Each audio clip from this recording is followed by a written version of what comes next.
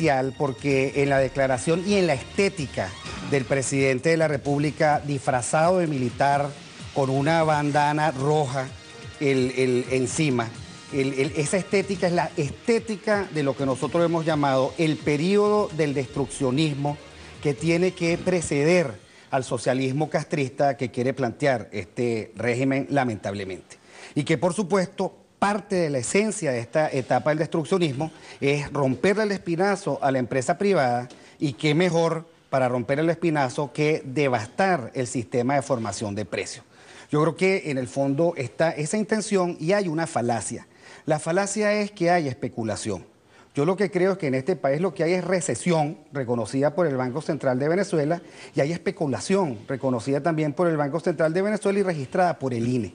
Y ninguna de las dos enfermedades de la economía, que son inflación con recesión, se resuelven a través de medidas administrativas o que un burócrata sustituya el sistema de formación de precios, o que el gobierno insista en que haya especulación, o que el gobierno sustituya, digamos, la lógica del mercado por la lógica de un burócrata. Burócratas, por otra parte, que fueron los culpables de que aquí hubiese el escándalo de Pudreval, de que aquí no haya suministro eléctrico suficiente, de que estados como el estado de Anzoátegui estén aislados entre Caracas y el Oriente porque no hay autopistas, de que no haya ningún servicio público, de que estemos devastados por la inseguridad.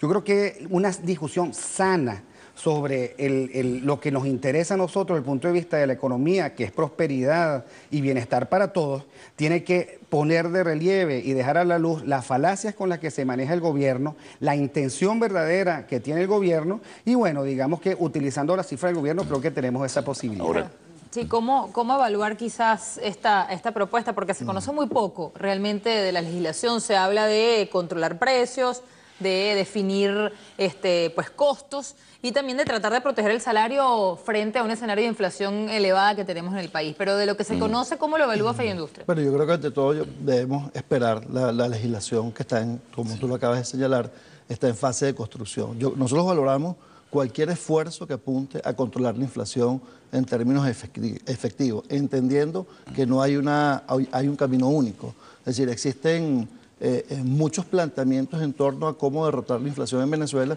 que no solo afecta a los venezolanos y venezolanas de 15 y últimos, sino que también afecta a los pequeños y medianos productores que son víctimas de esa inflación galopante en la adquisición de insumos y materias primas, que tiene que ver con descapitalización de sus organizaciones. Nosotros creemos que cualquier iniciativa que sea tomada por el gobierno bolivariano para mejorar la calidad de vida de la gente, sea mediante regulaciones o mediante leyes, está planteado, inclusive el propio Nobel de Economía como Joseph Stiglitz ha sido muy claro y enfático en términos que el mercado no lo resuelve todo lo contrario, la intervención del Estado es necesaria para construir los equilibrios económicos y sociales. Nosotros lo vemos como un elemento favorable que inclusive esta superintendencia derivada de la ley puede ser muy bien utilizada para los empresarios que no tengan costos ocultos y el que no la debe no la teme. Ahora, es decir, ¿tú te imaginas hacer un mecanismo para poder transparentar lo que se llama en la cadena insumo-producto y poder, sistematizando la información, poder determinar cómo se interrelacionan los diferentes actores de la producción, pero además cómo afectan los diferentes elementos del ámbito productivo a esa formación de costos y, por supuesto, a la formación de precios. No, pero te digo, visualizas cómo puede ser la organización de ese instrumento legal, porque hubo una ley en el pasado, en el gobierno de Lucinchi, que la sacan a colación en el presente, que resultó un absoluto fracaso.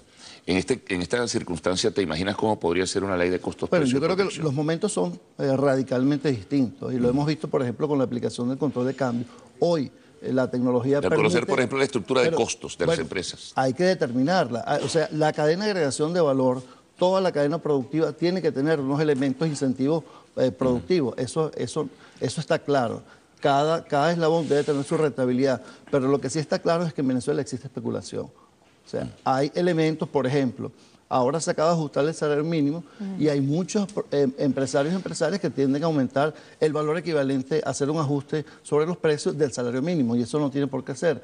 Entonces, el control, o sea, saber cuánto cuesta producir cada cosa en Venezuela, es transparente para los empresarios serios, no tiene por qué verse afectado a los productores que en efecto están teniendo sus rentabilidades justas, pero que no están en el campo de la especulación como tal. Yo creo que hoy en día existe suficiente capacidad tecnológica digamos, procesar cómputos que permita determinar exactamente cuál es el valor de cada producto en cada una de las fases productivas. Pero, Víctor, es el gobierno quien toma las riendas pues, de esta propuesta, pero siempre se habla de que no hay participación de todos los sectores a la hora de organizar un tema como este que es tan importante.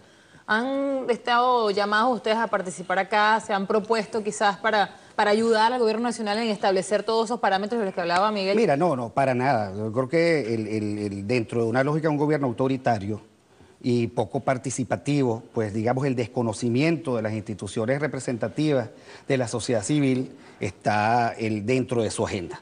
Ni las más cercanas al gobierno conocen. Miguel Ángel Pérez, que preside FEINDUSTRIA, dice que bueno, está en proceso de elaboración. No hay un diálogo social tal y como lo manda la Constitución y por lo tanto, digamos que eso hay que descartarlo. Bueno, uno debe imaginar que tendría el gobierno que llamar al sector privado y al sector laboral para discutir, ¿no?, precisamente ley de costos, precios y salarios. Bueno, pero digamos que hace mucho tiempo que este gobierno no dialoga. Este es un gobierno de monólogo.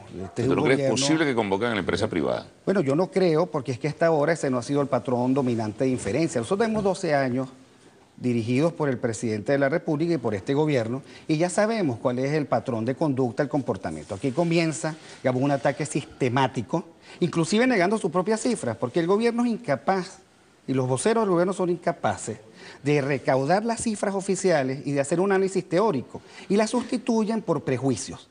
Aquí hay un gran prejuicio que no es nuevo, pero que es igualmente falaz, que es el prejuicio del especulador. Ojalá, aquí con este sistema policial de control y regulación de la actividad privada, ojalá, digamos, que todo el desmadre económico que nosotros estamos viviendo pudiera explicarse por especulación. No, aquí el problema es la inflación.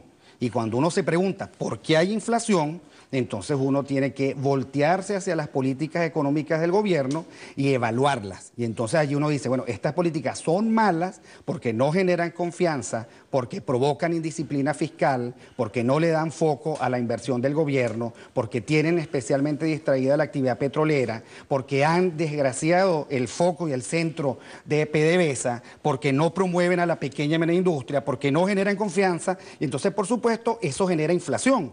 Yo estaba conversando hace poco con un amigo y me decía, mira, con toda la trayectoria y capacidad técnica y logística de Alemania Oriental se desplomó precisamente en el momento en que comenzó a creer que un burócrata podía sustituir el sistema de formación de precios.